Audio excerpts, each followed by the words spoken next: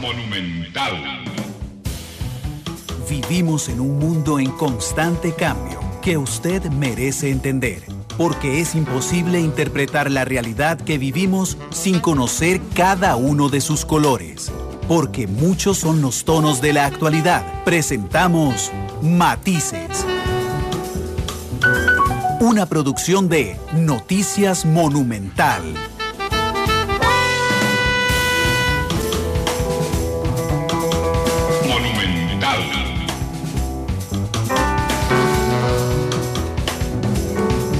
Hola, ¿qué tal? Buenas tardes, bienvenidos a Matices, este espacio de Radio Monumental, que es una producción del Departamento de Noticias, en el que analizamos los temas que son noticia en Costa Rica y en el mundo. Muchas gracias de verdad por estar con nosotros en esta última emisión de la semana. Una semana que ha estado cargado de información y en la cual hemos hecho un esfuerzo por cumplir ante Costa Rica en el proceso electoral. Monumental cumplirá el lunes en el debate entre candidatos a diputados de San José 110 debates en 4 años. Será nuestro séptimo debate de este proceso electoral. El lunes a las 11 de la mañana serán los candidatos a diputados por San José, quienes estén en esta cabina. De lunes en 8 serán los candidatos a vicepresidentes. De lunes en 15, el 29 de enero, serán los candidatos a la presidencia de la República en el debate Monumental. Y hemos hecho y estamos haciendo entrevistas a cada uno de los candidatos presidenciales. Para muestra, ayer estuvo John Vega con nosotros. El martes estará con nosotros Sergio Mena. El jueves estará con nosotros Fabricio Alvarado. Ya estuvo don Otto Guevara, estuvo Juan Diego Castro, estuvo don Antonio Álvarez, don Edgardo Araya, don Carlos Alvarado y don Rodolfo Pisa. Así es que bueno, seguiremos entrevistando a candidatos presidenciales. Gracias por estar con nosotros, recordándoles todas las plataformas en las que pueden acompañarnos. Estamos en vivo en Radio 93.5, estamos en vivo en internet monumental.co.cr, estamos en vivo a través del teléfono celular CDR móvil, estamos en vivo a través de Facebook Live en la cuenta de Noticia Monumental. Le agradezco a las 32 personas que ya están observándonos en Facebook Live, y esta noche a partir de las 8 el reprise por Canal 2, y a partir de las 9:30 el reprise en radio de este programa. Saludos a la doctora Alejandra Quesada, que nos reporta sintonía ya a través de Facebook Live. Hoy tenemos con nosotros a doña Eugenia María Zamora, es la magistrada del Tribunal Supremo de Elecciones. Doña Eugenia, muchas gracias por estar aquí. No, con mucho gusto, al contrario, muy agradecidos del espacio que nos brindan para poder hablar de este tema tan importante como es la elección. Del tema más importante... gracias a Miguel Gamboa, que nos reporta sintonía también, del tema más importante, de un logro histórico importantísimo, de uno de los sistemas más sólidos de América Latina y del planeta. Recuerdo hace un par de años que hicimos un programa especial con un periodista argentino sobre las elecciones en Argentina que ganó Mauricio Macri. Le pregunté quién lleva el control del órgano electoral en Argentina, y me vio como raro. Me dijo, ¿qué pregunta más oye? Me dijo, el Ministerio del Interior, por supuesto. Y entonces le dije, es que sé que asume que la respuesta es muy obvia, pero en Costa Rica sería lo menos pensado que lo lleve el Ministerio de la Presidencia. Sí, claro. Porque estamos acostumbrados a un proceso independiente. De alguna forma perdemos de vista a veces, siendo tan lejanos ya en el tiempo las conquistas electorales que hemos ido consiguiendo, perdemos de vista, doña Eugenia, la importancia del voto.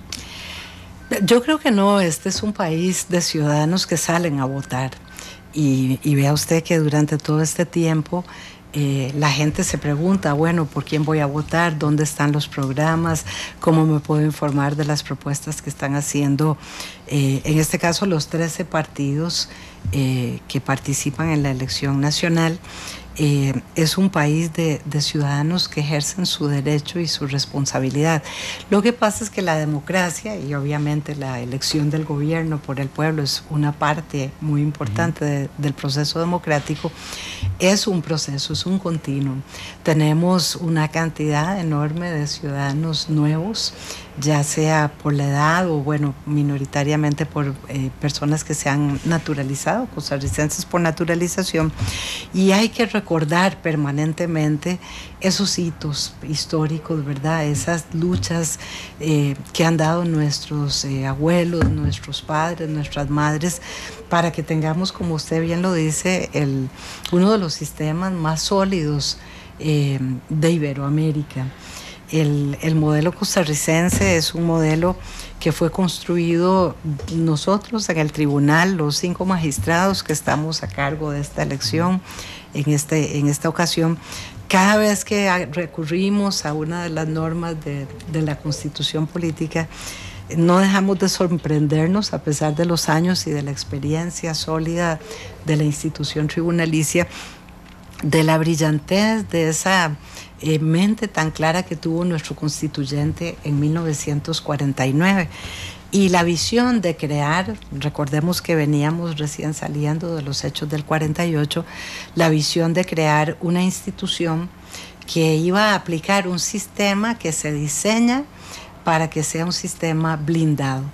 No está blindado solamente por las personas que podemos estar temporalmente en el lugar, sino que es una institucionalidad con más de 60 años de experiencia, en donde participan una cantidad enorme de agentes electorales, y ese sistema de frenos y contrapesos es el que le da la garantía al país, al costarricense, al ciudadano, a la ciudadana, de que su voto será respetado, que la elección declarará la voluntad popular y que asumirá el gobierno a quien el pueblo haya elegido.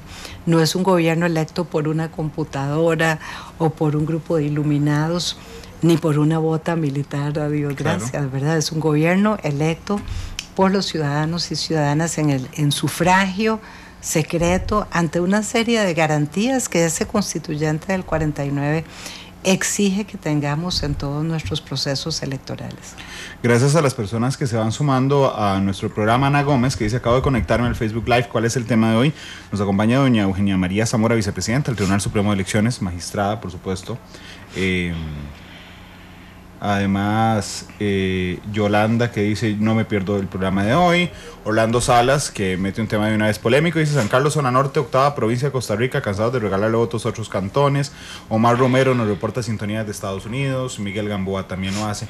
Cuando le hablaba justamente sobre la lejanía en el tiempo de las conquistas electorales que han ido actualizándose, la última reforma al Código Electoral es nuevo, digamos, tiene 6 2009, años, sí. 7 años. 7 años, Sí, sí. hablaba, por ejemplo, de lo que, digamos, ahora damos como por automático, doña Eugenia, que efectivamente el Tribunal Supremo de Elecciones respete la voluntad popular y que sea un órgano independiente, pero por ejemplo el Día de la Democracia se lee, que muchos olvidamos el origen, digamos, de ese día, es imponer la voluntad del pueblo sobre, en ese momento, digamos, las fuerzas de seguridad del país. Después de efectivamente la guerra civil, la claridad del constituyente a la hora de establecer un Tribunal Supremo de Elecciones independiente. Hemos ido avanzando en temas de financiamiento de partidos políticos, pero innegablemente la Constitución vigente establece el sistema en partidos políticos. Claro, los partidos políticos son nuestro vehículo hoy hacia la democracia electoral.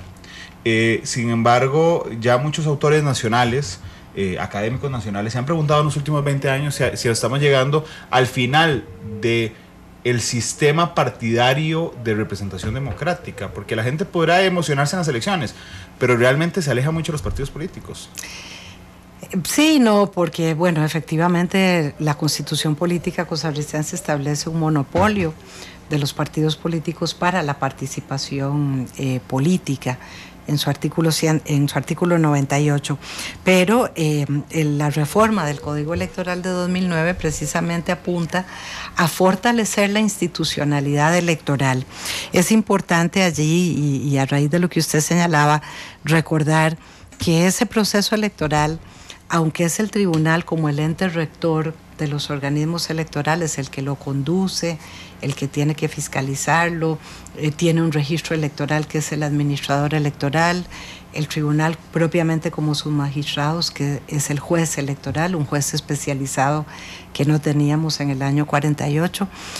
Sin embargo, es un proceso conducido, como yo decía al inicio, por más de 70,000 agentes, y a su vez un proceso en donde la ciudadanía tiene una participación importante, porque el partido político precisamente lo que hace es canalizar y viabilizar la participación popular.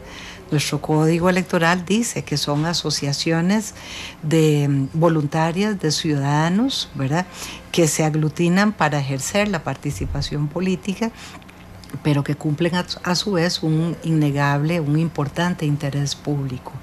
De manera tal que se ha discutido mucho sobre esto a lo largo de la historia costarricense.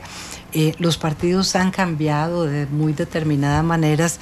Inclusive en un programa de hace un par de años discutíamos con una serie de académicos, ¿verdad?, si de cara a los 200 años de vida independiente seguirán o no existiendo los partidos políticos. La apuesta que hace el legislador costarricense en el Código del 2009 es precisamente fortalecerlos, exigiéndoles una serie de estructuras internas mínimas, pero a su vez otorgándoles una serie de facilidades en cuanto al financiamiento partidario, por ejemplo. Hay un apoyo importante de la contribución estatal a los partidos, en el entendido de que son los vehículos que canalizan la participación ciudadana. Sí, de hecho, Alexandre Hidalgo en Facebook Live dice un saludo cariñoso para doña Eugenia, una excelente persona, un abrazo. Dice Marvin Rodríguez, Randall, ¿por qué los partidos que han estafado al Estado siguen como si nada? Por favor, ya vamos a tocar ese tema. Y Alberto Miranda, que también nos reporta sintonía. Justamente la reforma del Código Electoral de 2009 trae consigo una situación muy interesante, que en su momento recuerdo haberla conversado con el entonces fiscal general Jorge Chavarría, y es que me decían, en el proceso electoral de 2010 y de 2014, pero particularmente en el de 2010, los partidos se enfrentan a una situación reglamentaria a la cual no están acostumbrados y hacen cosas que antes se permitían y que la reforma no lo permite. Y hay dos partidos condenados, el Movimiento Libertario y el Partido de Acción Ciudadana. Hay un partido de investigación penal, que es el Partido de Liberación Nacional. ¿Se ha pensado en algún momento, doña Eugenia, en que los partidos que han sido sancionados ya con sentencia en firme penal se les castigue también desde la vía electoral, prohibiéndoles participación? Mire, yo creo, un afectuosísimo saludo también para acá, desde acá. Yo creo no, esto está establecido, digamos, y es un estándar no solamente nacional, sino internacional. No corresponde castigar, digamos, al partido político por ilícitos electorales que cometan en un determinado momento algunos de sus miembros, porque repito, el partido político no es una sociedad comercial, por ejemplo, ¿verdad? En donde, digamos, los dueños del partido arrastran consigo también la existencia o no de esa persona jurídica.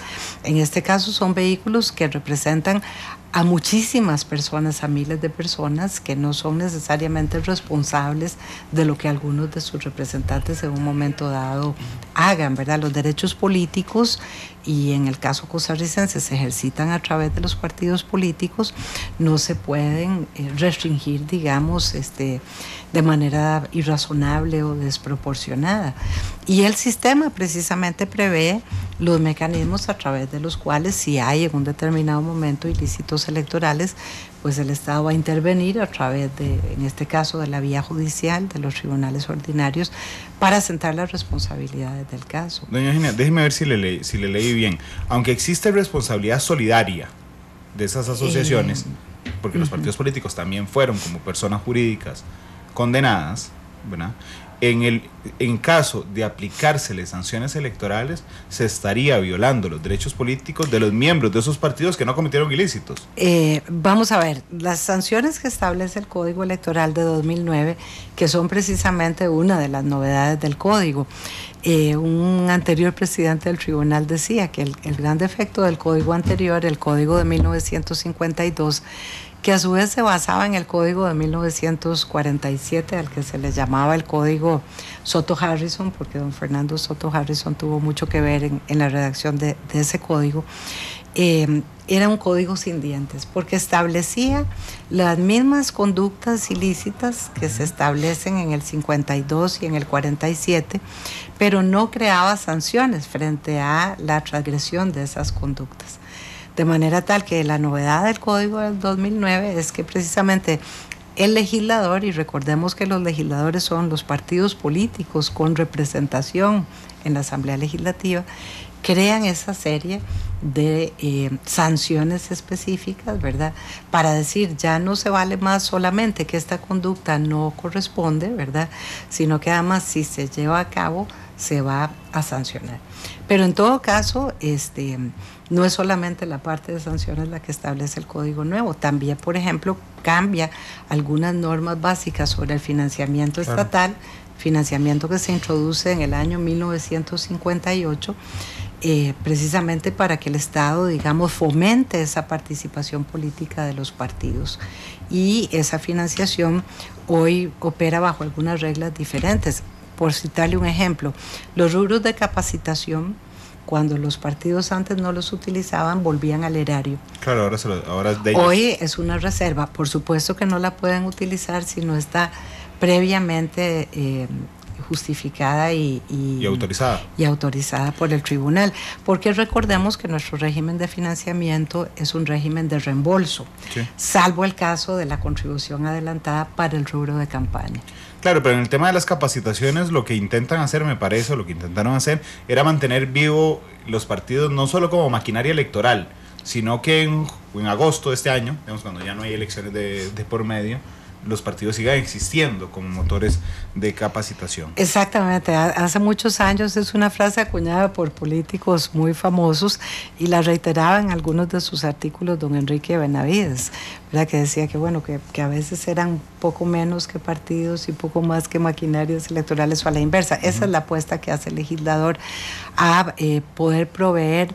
Y el sistema no, digamos, ha resultado importante, pero tiene problemas. Hay varias reformas que se conocen en la Asamblea.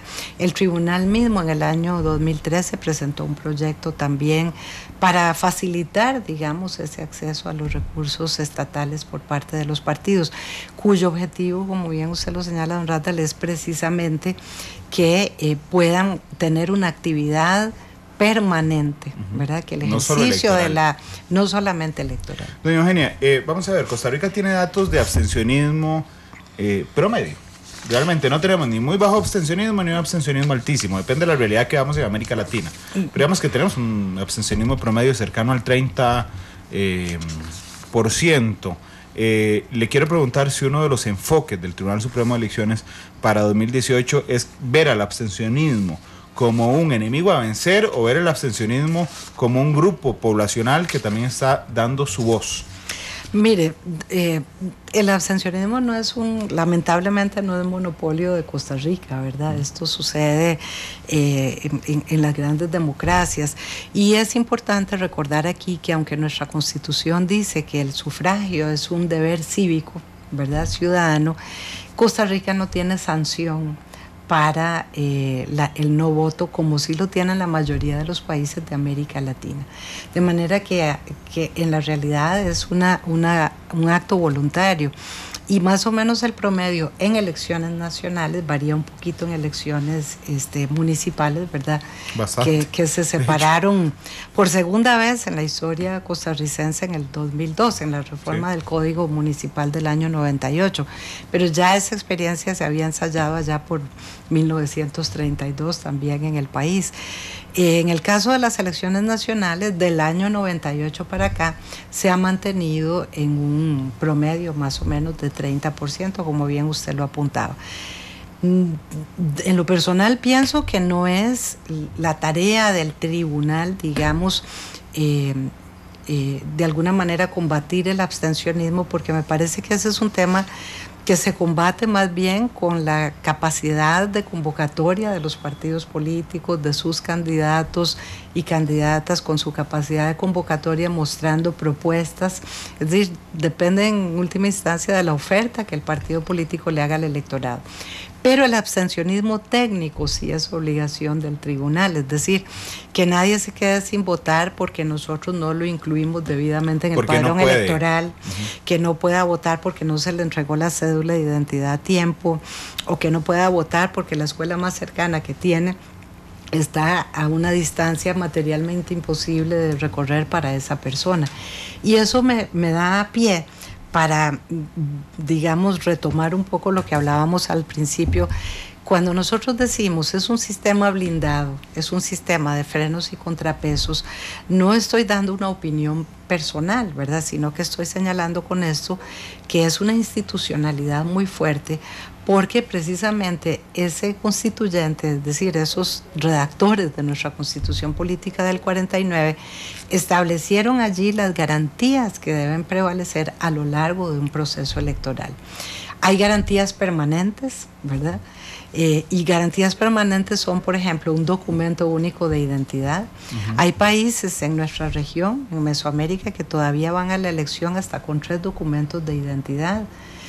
Sus procesos políticos son distintos, les ha costado mucho, pero precisamente nosotros, un registro civil que prácticamente cubre el 100% de la población, el constituyente en el 49 lo convierte en un órgano electoral con rango constitucional bajo y lo adscribe al Tribunal Supremo de Elecciones. Entonces, ese registro civil es la base de datos civil es la base del Padrón Nacional Electoral, que se audita mes a mes el padrón registro, pero el Padrón Nacional Registro es el que se usa para la elección al corte, a la fecha de convocatoria. Entonces, una garantía permanente es un padrón electoral auditado. Una segunda garantía permanente es un documento único de identidad. Y una tercera garantía permanente es lo que se llama en el lenguaje técnico electoral la distritación electoral. ¿Qué significa esto? A partir de la ley de la división territorial administrativa, que esa es otra garantía de nuestro sistema, 14 meses antes de la elección, el Poder Ejecutivo no puede variar la división territorial administrativa. Claro.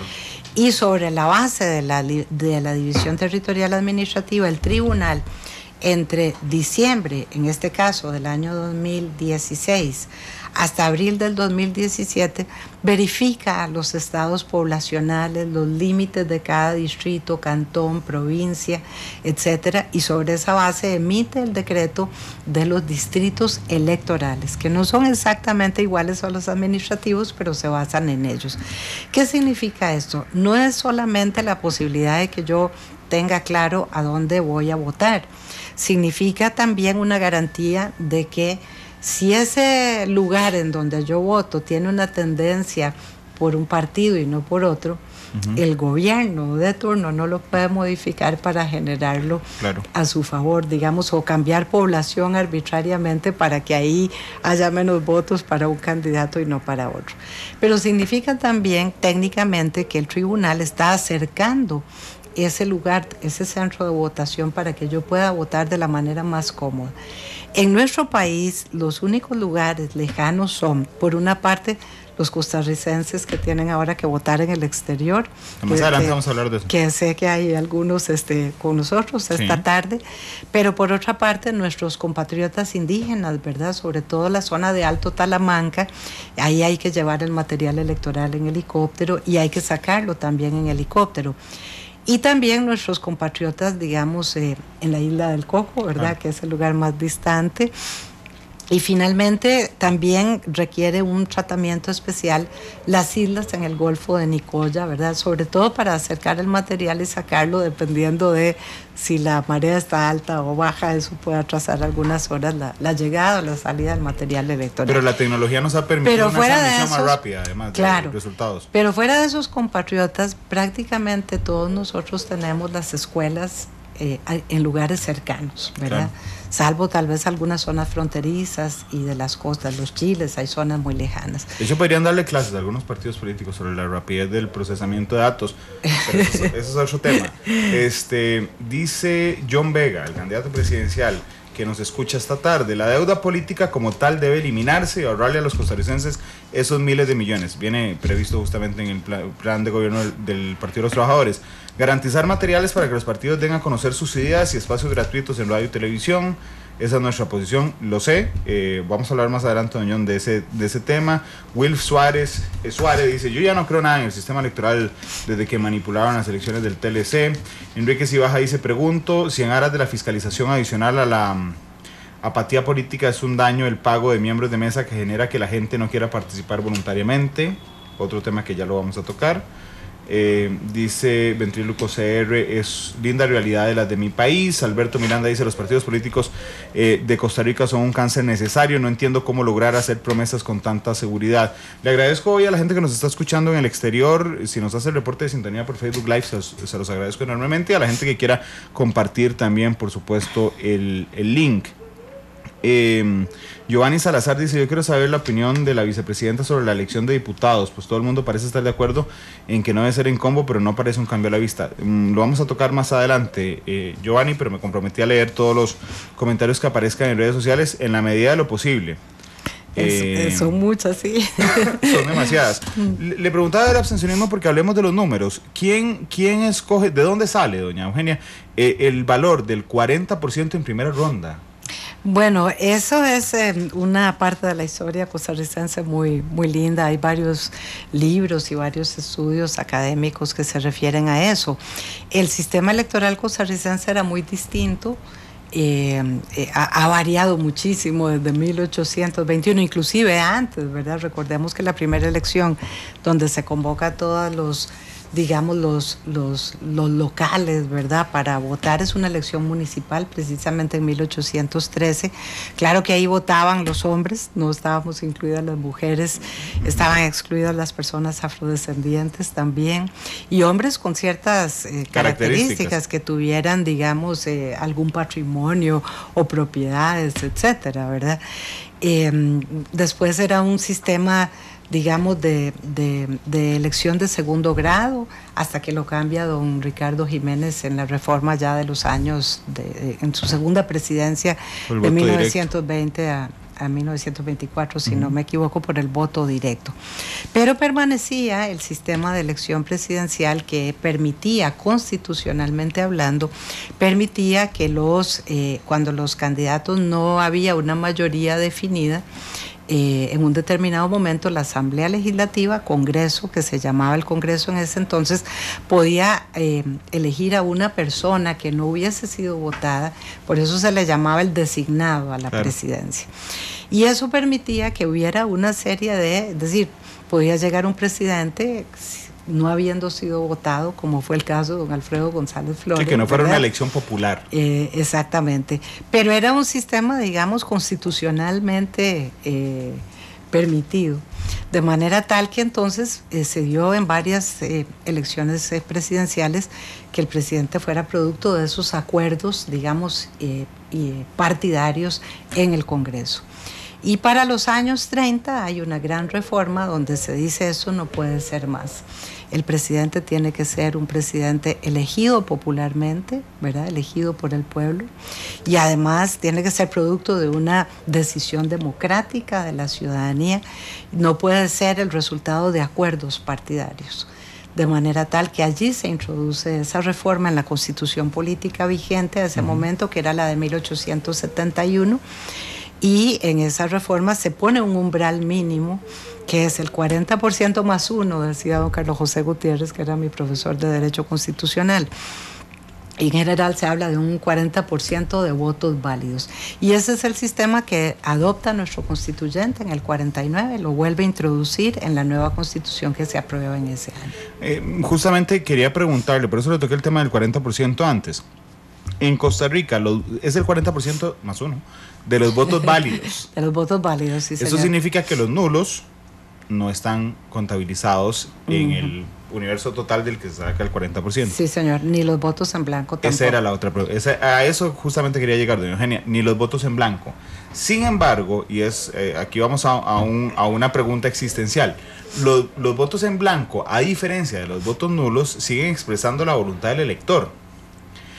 Recuerdo que se lo pregunté a don Luis Antonio Sobrado hace 4 años, un día como hoy, 15 días antes de las elecciones nacionales, de si los votos blancos, a criterio personal suyo como conocedora del tema, no deberían sumarse a los votos válidos en el sentido de que resten a quien va encabezando entonces el conteo, ¿verdad? Le haga más difícil llegar al 40%, porque finalmente si yo llego a la urna, llego y no voto por ninguno, fui a votar y expresé mi deseo de que ninguno me representa.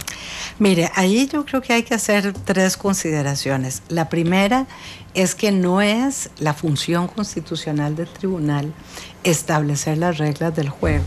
No, pero eso es esa es función del constituyente, ya sea originario, los que redactan la primera constitución política, en este caso si corremos a partir del año 49, o de los legisladores si se trata de regulación. Es decir, la definición del sistema político electoral es una definición que corresponde en un Estado de Derecho al legislador, ya sea o al constituyente originario o derivado. Derivado se llama reformas, el diputado o diputada, pero haciendo una reforma constitucional, ¿verdad? De manera tal que esa es una primera acotación que quiero hacer, no para no decir cuál puede ser mi opinión personal. No, pues se lo voy a volver a preguntar. Pero yo estoy acá representando al tribunal y las reglas del juego se establecen en el sistema electoral y no es el tribunal el que las establece. Primera acotación que quiero señalar. La segunda, eso responde al diseño político, ¿verdad?, de cada parlamento, de cada congreso, de cada asamblea legislativa de cada país. A nosotros nos corresponde aplicar ese sistema que aprueba el pueblo a través de sus representantes, en este caso el legislador o el constituyente, ¿verdad? Y en el tercer punto que quiero resaltar es que el sistema, las elecciones, como su nombre lo indican, son para elegir. Es diferente un proceso de votación de consulta popular, como puede ser un referéndum, como mencionaba aquí el radio escucha, en donde el pueblo va a emitir una opinión, digamos, sobre una política pública. En cambio, en una elección, como su nombre lo indica, va a elegir gobierno. Y el gobierno debe elegirse, debe conformarse. De manera que el sistema establece reglas mínimas para que no haya la posibilidad de que no se elija ese gobierno. Esa es la razón de ser también de las reglas, digamos, que pone el constituyente y el legislador en la elección. Le pongo un ejemplo. En el caso, por ejemplo, de Uruguay, que tenían un sistema que se llamaba la ley de lemas, que se fue abandonando ya desde el año 2000, el sistema uruguayo tiene voto obligatorio y voto con sanción. La persona que no vota, por ejemplo, no puede presentarse en un concurso para un puesto en el sector público. Si es un militar, por ejemplo, eso puede significar una dada de baja. Y hay una serie de sanciones que van de a poco más o menos rigurosas. Y en ese sistema, por la obligatoriedad del voto, el voto blanco y nulo se contabilizaba a favor del partido que más votos llevara, exactamente al contrario de lo que usted me está diciendo. Es un tema del diseño constitucional. Yo, por supuesto, tengo una opinión al respecto personalmente, pero me parece que en este momento, 3 semanas de la elección, el papel nuestro es hablar sobre cuáles son las reglas de hoy, claro, cuáles son las garantías que tenemos y en qué condiciones vamos a votar hoy los costarricenses. Doña Eugenia, le entiendo, pero en la coyuntura de la legislación electoral, la Asamblea Legislativa, haciendo reformas constitucionales o legales, muchas veces se ha apartado del criterio del tribunal. Es decir, ¿cómo no? Es decir, el sistema electoral no es como se lo soñaría el Tribunal Supremo de Elecciones.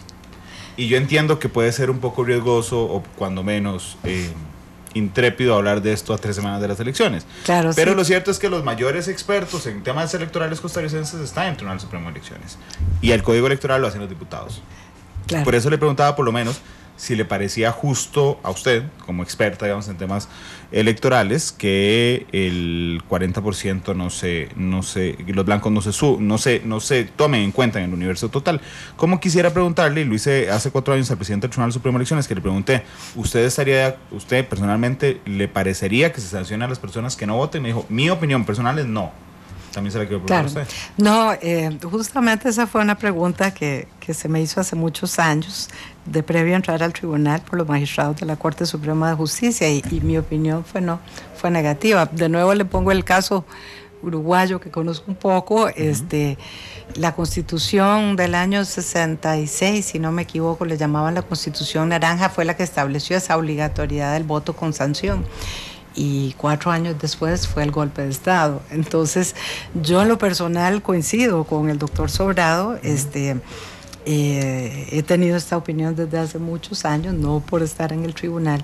Y creo que así como no se computan los votos en blanco y nulos a favor de ese umbral de validez de votos para la elección de presidente, creo que de la misma manera también es un derecho del ciudadano decir votar en blanco o no ir a votar. Yo creo que la libertad implica ambas posiciones, ¿verdad? Votar o no votar, y no votar con sanción es como obligarlo, ¿verdad? Pero los sistemas que han obligado a votar castigan ese voto en blanco o en nulo, sumándolo al contrario, claro, tal vez de lo que la persona de la intención de no ir a votar. De no ir a votar. Entonces, es un tema del diseño legislativo y que tiene que ser una discusión situada en el ámbito, digamos, de los representantes populares en la Asamblea Legislativa. Por supuesto, los organismos expertos, como el Tribunal Supremo de Elecciones, puede aportar al legislador las ventajas y desventajas de uno u otro sistema, cuáles han sido las experiencias de esos sistemas en otros países, pero es una decisión del representante popular. Doña Eugenia, la última pregunta antes de ir a la pausa, para permitirle además que tome el café, pero es que dice Khaled... Está muy rico, muchas gracias. Sí, es buenísimo el café de aquí. Dice Khaled Alvarado, sobre contribuciones a partidos, si tenemos la deuda política, como existe efectivamente, para que ellos financien sus campañas, ¿por qué permitir que entes privados donen dinero a los partidos? Aquí se lo voy a dibujar a mi criterio un poco más claro a la audiencia. Hay 4 partidos políticos: Liberación Nacional, el PUSC, el PAC y creo que el Frente Amplio, no lo recuerdo muy bien, pero creo que el Frente Amplio, a quienes el Banco BCT les ha financiado la campaña, esperando que le paguen alguna vez con la resolución de la deuda política. El Banco BCT, que por cierto es de don Leonel Baruch, que por cierto es dueño de un medio de comunicación. Digamos, ahí podríamos entrar directamente a un círculo vicioso de financiamiento, estructuras bancarias, medios de comunicación metidos en la misma burbuja. Sería sano en términos generales, sé que no me puedo hablar en lo específico, que pensar en una reforma, tal vez impulsada por el tribunal, para no depender de préstamos directamente o fideicomisos de los bancos antes de las elecciones. El tema de financiamiento partidario es bastante más complejo, digamos, nos puede llevar horas de horas, aparte es un tema fascinante y ciertamente muy importante. Pero yo quisiera señalar que voy a tratar de resumirlo de la mejor manera. El sistema costarricense establece, y ustedes lo pueden ver en el artículo 96 de la Constitución Política, dice que los partidos políticos se financian con contribuciones públicas y con contribuciones privadas. La contribución pública o contribución estatal, ¿verdad?, está regulada de manera diferente, aunque el mismo artículo especifica que tanto las contribuciones privadas como las públicas, sobre todo las privadas, tienen que ser reportadas permanentemente al tribunal. Entonces es un régimen mixto de financiamiento, primero. Segundo, es un régimen de reembolso, como decíamos al inicio, es decir, en principio el partido gasta y después de que demuestra de que gastó, el Estado a través del Tribunal Supremo de Elecciones le reembolsa ese gasto en la medida y proporción de lo que le correspondió en el periodo electoral anterior, salvo la contribución estatal adelantada, que es un porcentaje que se le da a los partidos para la campaña electoral, porque es el momento en campaña donde necesitan el dinero. Pero también el sistema costarricense permite lo que se llama la emisión de certificados, o lo que se llama popularmente los bonos. El tribunal se ha pronunciado sobre este tema, no solo públicamente en medios de comunicación, sino que lo hemos dicho en resoluciones también muy específicas. Y aquí acuño una frase de don Luis Antonio, donde él ha dicho públicamente estimar que estos certificados de cesión introducen, digamos, un sesgo perverso, sobre todo en la posibilidad de una igualdad en la contienda electoral. Creo que había dicho que es un mecanismo perverso de financiamiento electoral. Sí, porque introducen ese sesgo, porque ¿qué sucede? Y eso está, a pesar de eso, fueron impugnados en una acción de inconstitucionalidad, pero la Sala Constitucional entendió que esos certificados de cesión no eran inconstitucionales siempre y cuando se utilizaran para financiamiento con bancos del Sistema Bancario Nacional, para el pago de pautas publicitarias en medios de comunicación colectiva, etcétera. De manera que esa es la regla que tenemos hoy, hasta tanto eso no sea... Pero la opinión del tribunal cambiado. es diferente. Nuestra opinión es que deberían de eliminarse, no por constitucionales o no, sino porque permiten una serie de sesgos, digamos, a la hora de la campaña, de la equidad en la campaña. Imagínense que yo me haga un partido político y tenga bonos y nadie me los quiera comprar y alguien me dice, mira, yo soy político, además soy político y además tengo un banco, y no solo tengo un banco, sino tengo un medio de comunicación. Ahora, ¿qué sucede? Esos bonos operan, digamos, en el ámbito comercial, y ya desde el 2014 los partidos políticos, incluso desde antes, pero muy en especial del 2010, 2014 y a la fecha, lo que han hecho es firmar contratos con los bancos del Sistema Bancario Nacional, mediante los cuales ellos reciben un préstamo del banco y el banco recibe a su vez como garantía de ese préstamo una cesión total de la posible contribución del Estado que reciban una vez pasada la elección. Entonces los bancos, precisamente por esa razón, otorgan hasta un monto determinado, compran hasta un monto determinado, dependiendo de las encuestas de opinión. Por eso es que el doctor Sobrado dice, es un mecanismo perverso.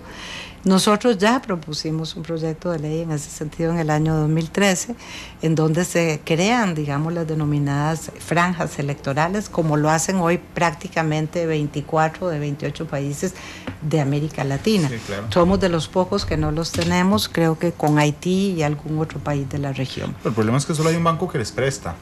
Pero en este momento, digamos que es justamente uno de los riesgos de esa mecánica, de ese mecanismo perverso que señala el Tribunal de Elecciones, porque efectivamente de pasado mañana, en 3 semanas, tendremos que acudir a las urnas a escoger al presidente de la República, a los vicepresidentes y a los diputados a la Asamblea Legislativa. A tenor de esta campaña, doña Eugenia, ustedes, le pregunto, ¿proyectan un día lleno de ataques o cuestionamientos del Tribunal de Elecciones, como no hemos visto en las últimas elecciones? No, para nada. Es que las campañas nadie ataca al tribunal, hasta esta.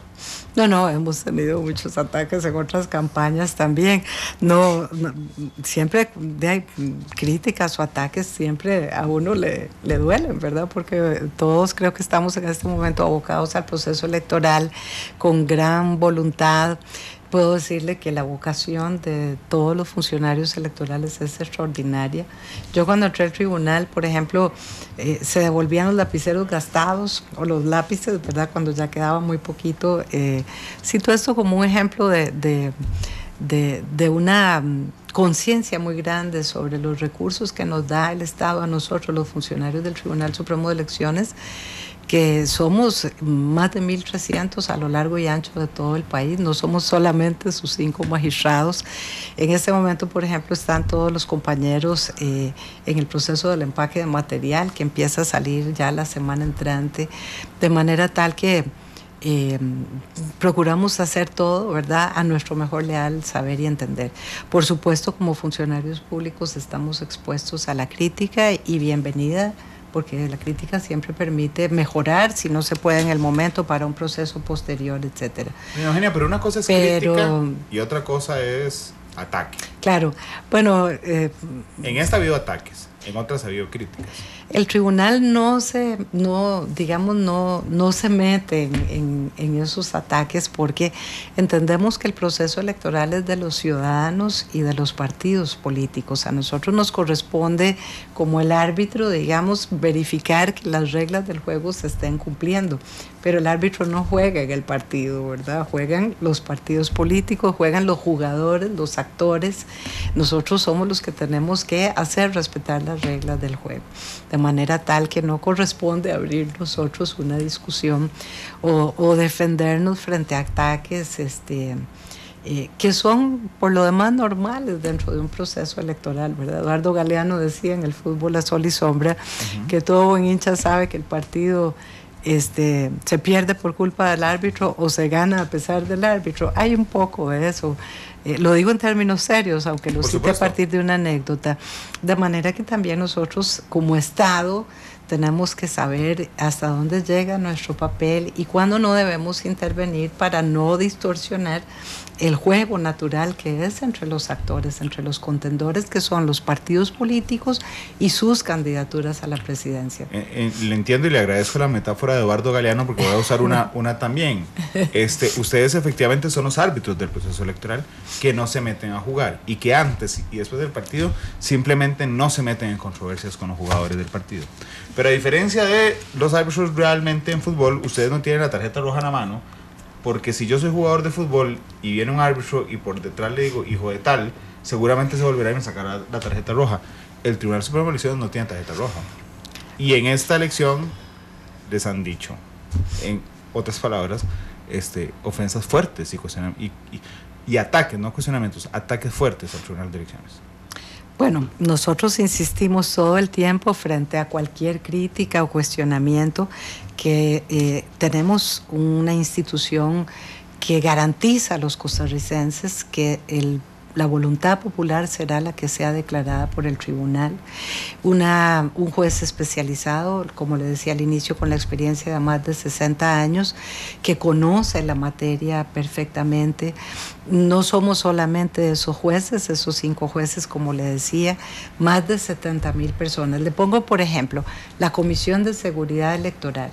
En esa comisión está la Cruz Roja, la Fuerza Pública, la Comisión Nacional de Emergencias, el Cuerpo de Bomberos, viendo a través, como ojos y oídos y boca del tribunal, a lo largo y ancho de todo el país, que no esté sucediendo nada en las juntas receptoras de votos, que todas se abran a la hora en punto que se tienen que abrir, que estén instalados los miembros de la junta receptora, que los miembros de las juntas cantonales hayan nombrado los miembros de las juntas receptoras de votos, que los miembros de las juntas receptoras reciban el material electoral y que la transmisión, ¿verdad?, de la votación sea una transmisión adecuada, como debe ser. Como decía usted al inicio, creo que somos el país que tiene la transmisión de datos más celera bajo el régimen nuestro, ¿verdad?, que implica conteo y elaboración del acta de toda la región y la más barata.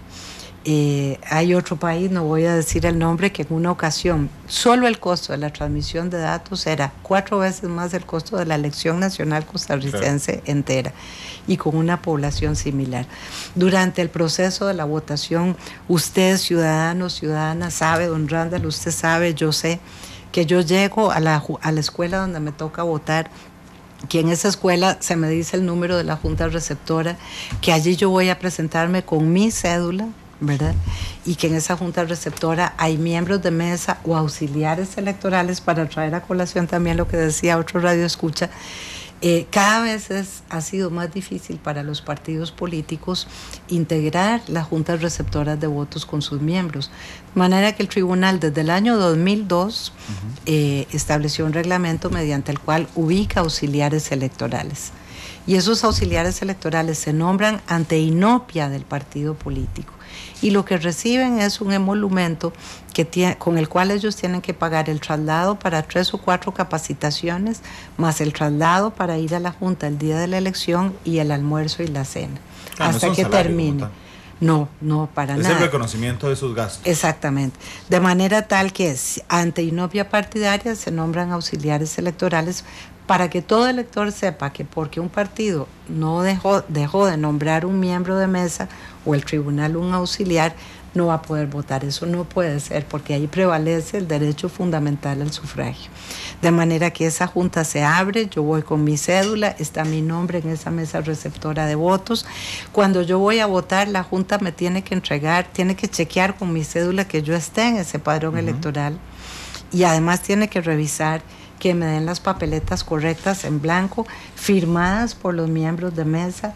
Cuando yo regreso a depositar el voto en la urna, yo le tengo que enseñar doblada la firma de los miembros de mesa y meterla en la voto. Y cuando los partidos, los fiscales y los auxiliares emiten las actas de cada junta receptora de votos. Esa es una de las mayores fortalezas del sistema costarricense. Esas actas no solamente son las que generan la transmisión de datos, pero esas actas no vienen solo al tribunal. Copia de esas actas recibieron todos los miembros de ese partido que estaban presentes en esa junta receptora de votos.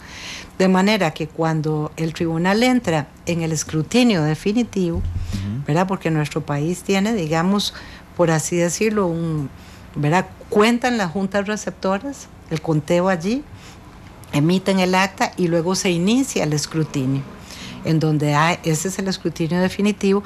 Cualquier persona en la página web del tribunal puede darle seguimiento a todas las actas. Si yo voté en esta escuela y yo sé como miembro de mesa que en esa escuela había 100 votos, ¿verdad?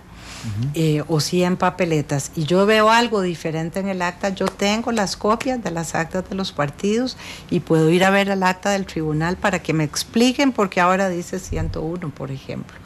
Y esa sesión de escrutinio del tribunal también es en presencia de los fiscales de los partidos políticos, de manera tal que es, cuando decimos es un sistema blindado, no es una apreciación personal ni porque todos nosotros seamos perfectos, sino porque hay más de 70,000 personas participando en el proceso electoral, en todos los niveles, garantizando precisamente ese blindaje, ese sistema de frenos y de contrapesos. La ciudadanía puede estar tranquila que se emitirá el voto y el tribunal declarará la voluntad popular. Alexandra dice, por dicha y gracias a Dios confío plenamente en el Tribunal de Elecciones. Rolando JJ dice, me uno al comentario, yo también confío plenamente en el Tribunal Supremo de Elecciones. Viva Costa Rica. Si ustedes quieren expresar además su confianza, que en todos los estudios, por cierto, el Tribunal de Elecciones es una de las instituciones con mayor confianza en Costa Rica, lo pueden hacer también a través del Facebook Live. Usted me dijo ahora que la otra semana, entiendo, empiezan a salir el material electoral. Si Dios quiere, sí. Para los otros países, el lunes, no tengo aquí el calendario exacto, sí tengo el calendario general electoral, que también eso lo pueden ver en la página web para que ustedes puedan dar seguimiento. El lunes está saliendo todo el material electoral, lo que no sé es la fecha exacta para el exterior. Algunos países se van a hacer antes, otros más cercanos posterior, pero eso empieza porque hay normas específicas en el Código Electoral que nos dan un plazo determinado para que el material esté en las juntas receptoras de votos. Australia, Japón, Corea.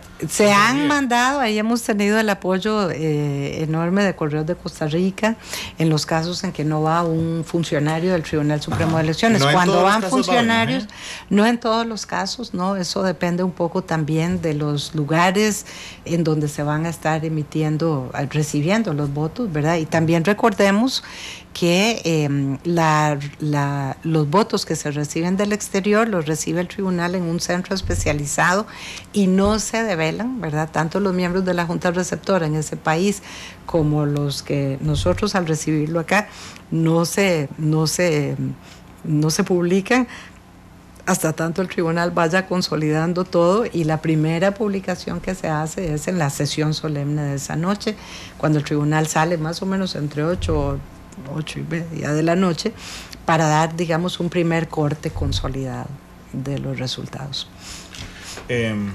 Ahora le voy a preguntar después del corte, si tienen idea a qué hora es el primer voto, o sea, a qué hora se abre la primera mesa electoral, que debe ser Sydney, entonces. Es en Australia, sí, señor. Sí. Son las 3:01. Vamos a la segunda pausa comercial. De Eugenio, le cuento que siempre al invitado de este programa le toca escoger la canción que cierra. Entonces, en la pausa comercial, esa es la pregunta más difícil de toda la entrevista. Saludos a Daniel Arce, que nos escucha desde Wisconsin, en Estados Unidos. Feliz sintonía, gracias, Daniel. ¿Cómo está compuesto el padrón electoral?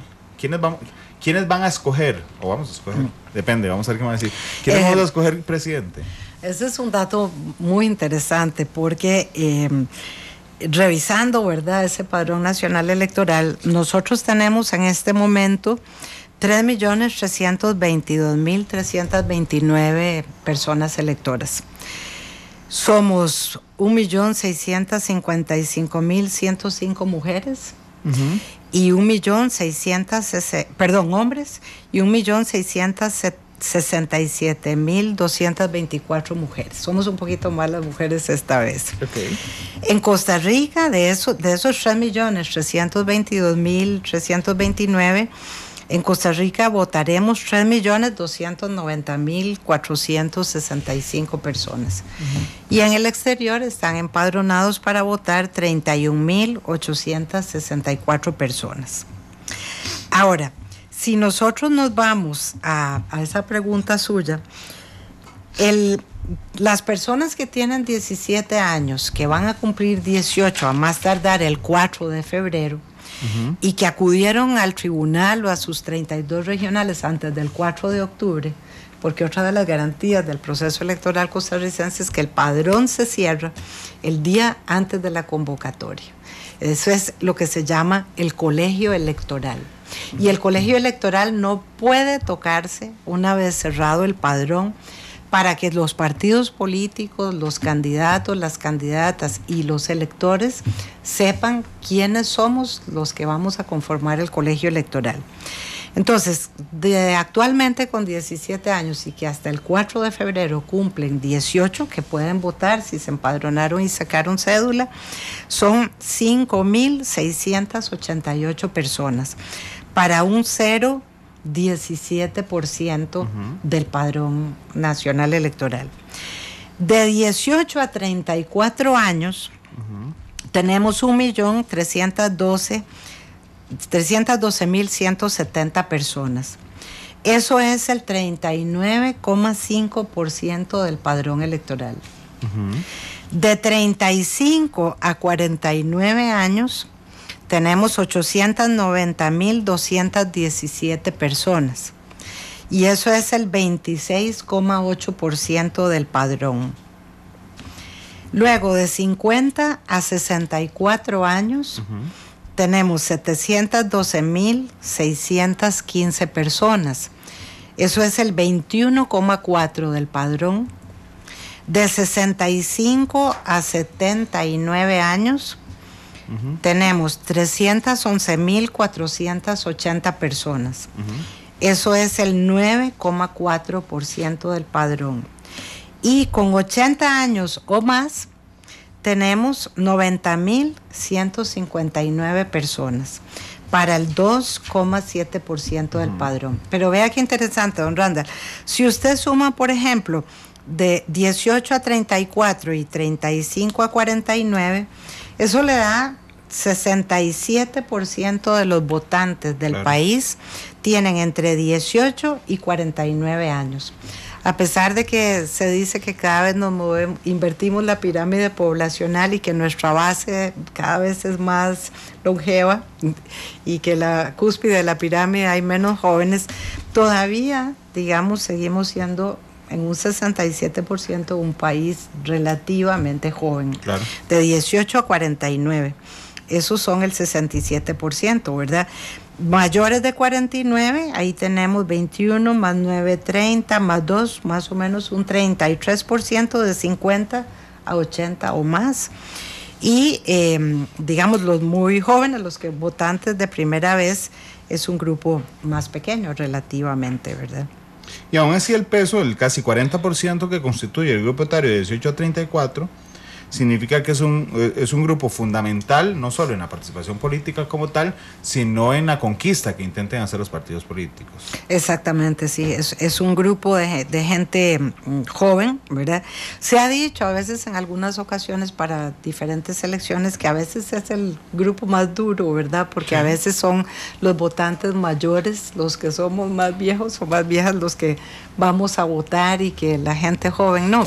Pero por lo menos yo veo que el tema de los mecanismos, las herramientas tecnológicas de hoy han acercado, digamos, la información de los partidos, la propia información del tribunal a la gente joven, y el estar en las redes les ha permitido digamos, estar al tanto y seguir. Mis dos hijos votan por primera vez en la elección nacional, porque votaron para la municipal.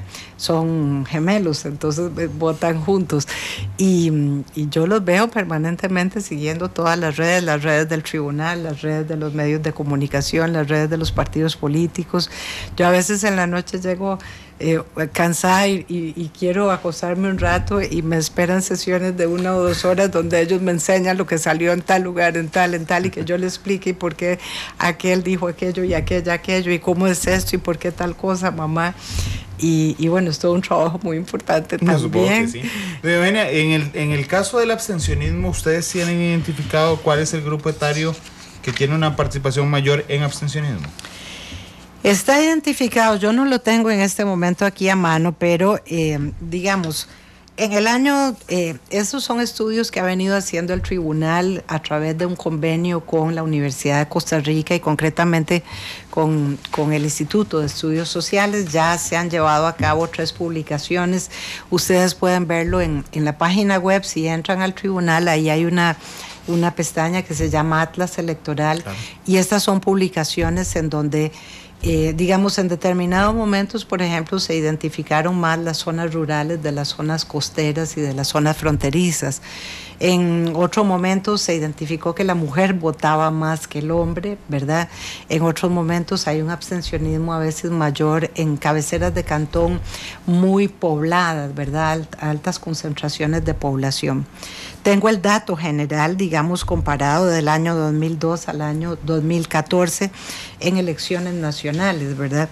Vamos al último. Sí, cómo no. Para el 2014 la participación fue del 68,2% y por lo tanto un 31,8% de abstencionismo.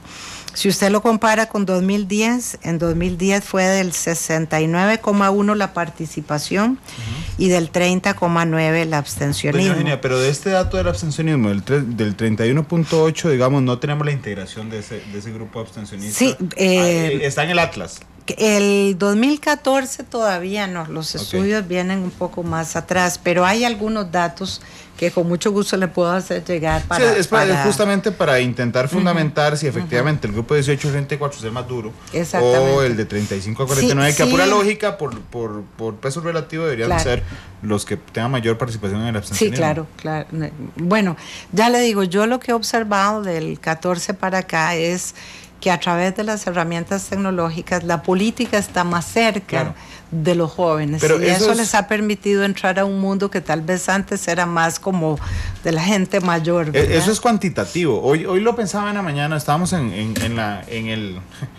el momento de transición entre la primera emisión de Noticia Monumental y Nuestra Voz, con doña Amelia, y ahí hay unos minutos de intercambio. Estábamos en ese intercambio justamente hoy cuando analizábamos que yo tenía la impresión, esta será, vamos a ver, para contar 2, 6, 10, 14, esta será mi 5ª elección nacional, pero yo... Será mi 8ª, no, en total, no solo nacional, municipales y referentes. Yo tenía la impresión de que antes, pero es una impresión, de que antes había un voto más vinculado con lo programático de los partidos políticos, pese a que había menos información de los candidatos. Hoy tenemos información de todo el mundo, o sea, en la página nacional de elecciones, en el Twitter de cada candidato, en el Facebook, en las antipáginas de Facebook de cada... O sea, hoy es un mar de información. Y curiosamente, aunque la tenemos tan a mano, yo creo, es mi percepción, insisto, en que hay un voto más emocional hoy que antes. Doña Eugenia, ¿usted qué le parece?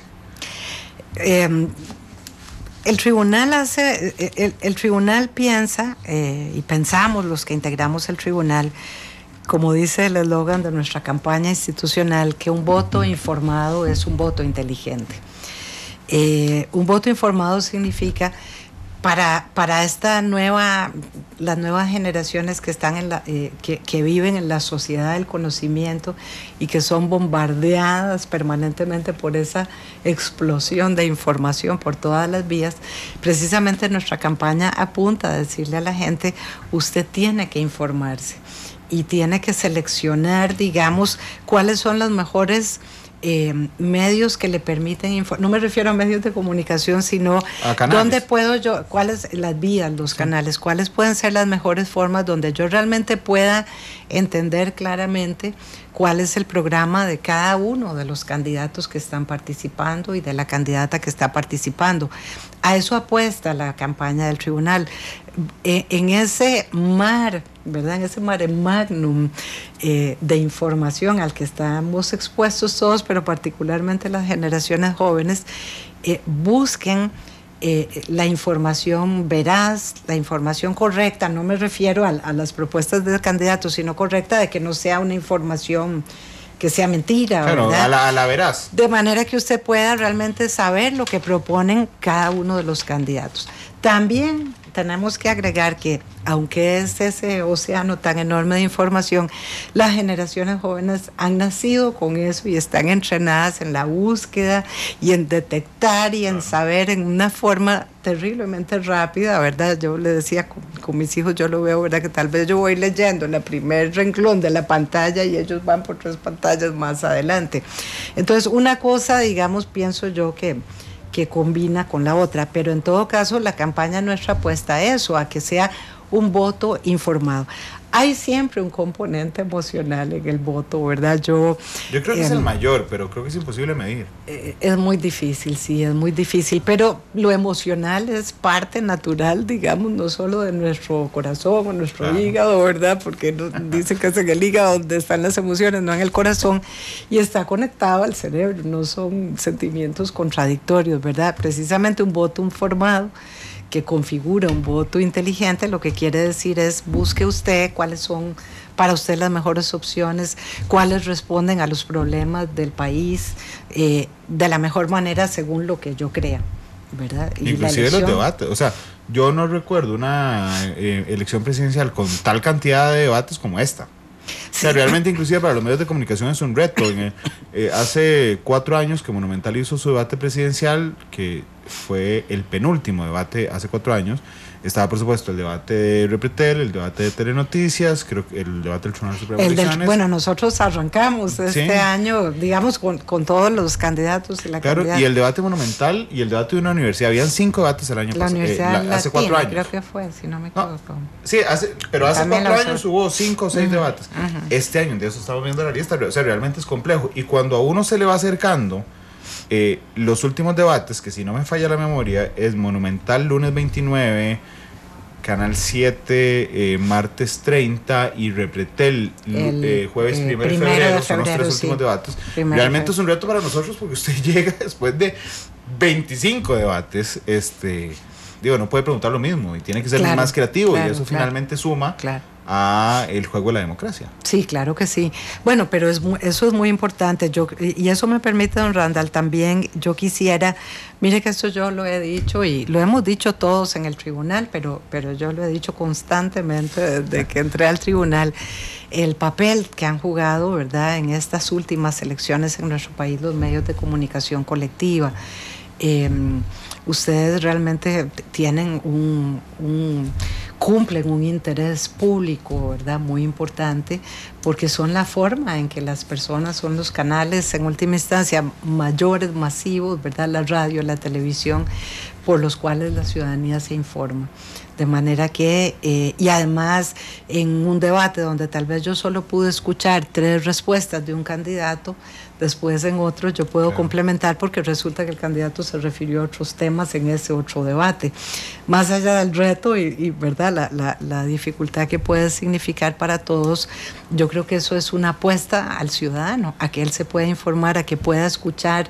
También uno a veces de pronto escucha a una persona y esa persona podía estar en un buen día o en uno malo y lo puedo escuchar después en un mejor día o en uno peor, o tal vez esa persona se refirió a ese candidato o esa candidata a su política en la materia tal, y yo quería saber qué pensaba sobre tal otra materia y eso lo pude escuchar posteriormente. Entonces yo creo que todo eso abona a ese papel tan importante que ustedes cumplen, que facilita ese acceso al voto informado de la población. Nos quedan 2 minutos de programa nada más. Quería preguntarle, ¿estamos listos por si hay una segunda ronda? Claro que sí, por supuesto. La Constitución Política especifica, bueno, como lo discutíamos hace un ratito, que únicamente podrá elegirse presidente en una primera elección si una de las ofertas electorales alcanza el 40% de los votos válidos. Pero allí mismo la propia Constitución señala que en el caso de que ninguno de los contendores llegase a ese umbral mínimo de participación, el tribunal 2 meses después, el primer domingo de abril, deberá convocar, es decir, informar que hay una segunda ronda. Importante aclarar que es la misma elección que se continúa en el tiempo de alguna forma, ¿verdad? No cambia el colegio electoral, no cambian los miembros de las juntas receptoras de votos, es decir, vamos sobre la misma marcha. Y además, recordemos que los presupuestos aprobados por la Asamblea Legislativa, en el caso de la elección de 2018, la Asamblea Legislativa aprobó los presupuestos para esta elección en 2016 y en 2017, de manera tal que, y el grueso mayoritario fue aprobado en 2016, de manera que hay también la obligación por ley de prever no solamente las herramientas y toda la logística que tiene que ser puesta a disposición del electorado, de la ciudadanía, sino los recursos necesarios para ello. De manera que sí, estamos preparados, pero eso no lo sabremos sino hasta que termine el escrutinio definitivo en esta elección. En 30 segundos, será domingo de resurrección. Esto podría, no lo estoy contraponiendo a los principios religiosos, pero sí podría llevar a que mucha gente esté de vacaciones, por ejemplo. Sí, claro que sí. ¿Eso podría generarnos cree usted, algún inconveniente a la hora de los miembros de mesa y de la gente que vaya a votar? Los miembros de mesa tienen una obligación de ley. Recordemos que inclusive pueden ser convocados a ir a la Junta con la fuerza pública, de manera tal que... Están obligados a ir. Exactamente, pero y lo mismo todos los demás agentes electorales, tribunal, fuerza pública, Cuerpo Nacional de Delegados, fiscales, auxiliares, miembros de mesa, etcétera. Siempre se ha sido más baja, digamos, la participación, por lo menos en las 2 experiencias previas que hemos tenido. Pero esperemos, primero, enfoquémonos en el 4 de febrero, que es lo que tenemos ¿verdad? En el tiempo de lo más cercano, a 3 semanas, como lo decía usted, y una vez terminado el escrutinio definitivo por el tribunal, sabremos qué demanda, qué ordena el colegio electoral, si hay o no segunda vuelta. Es un tema que todavía el tribunal no ha discutido. Hay un precedente donde ya se establecieron algunos temas, pero hoy hay integrantes nuevos en ese colegiado que no se pronunciaron en ese momento, de manera tal que me refiero a, bueno, cuáles serán las condiciones para los oficios religiosos, digamos, que se lleven a cabo en ese día. Estará interesante, si hay. No me voy a decir eso, Eugenia. Gracias por haber venido hoy, Matices. No, con mucho gusto, al contrario, aquí estamos y todos los espacios que nos den para nosotros son muy importantes. Estaremos siempre a disposición de ustedes y reiterar, si usted me lo permite, don Randall, ¿verdad?, la importancia de que el gobierno sea elegido por los ciudadanos y las ciudadanas de nuestro país. Este es un pueblo que vota, el costarricense lo ha hecho siempre, un poquito más, un poquito menos algunas veces, y el tribunal le ha garantizado siempre, desde el año 53, cuando tuvimos la primera elección en el proceso constitucional moderno, de que su voto será resguardado y el gobierno tendrá la legitimación de ser un gobierno elegido por el voto ciudadano. Gracias por haber venido, a los mejores de los éxitos en el proceso electoral, por supuesto, doña Eugenia. Monumental. Vivimos en un mundo en constante cambio que usted merece entender, porque es imposible interpretar la realidad que vivimos sin conocer cada uno de sus colores. Porque muchos son los tonos de la actualidad. Presentamos Matices. Una producción de Noticias Monumental.